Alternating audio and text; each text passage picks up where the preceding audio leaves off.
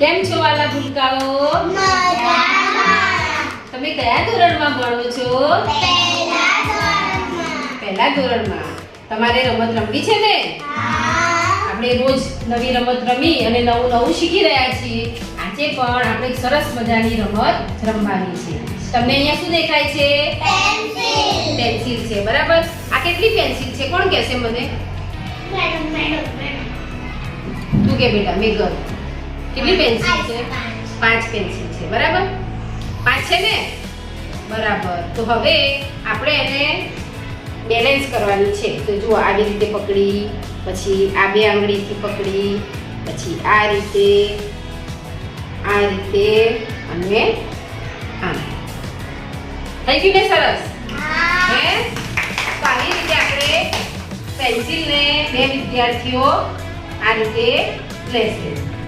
જે પહેલું આ રીતે બનાવી દે એ શું બને? વિજેતા. વિનર બને ને? બરાબર. તો કોણ કોણ કરશે પહેલા? શું કરવાનું? Very good. ચાલો, તો આ રીતે આપણે બનાવવાનું છે. ચલો, 1 2 3 સ્ટાર્ટ. બરાબર.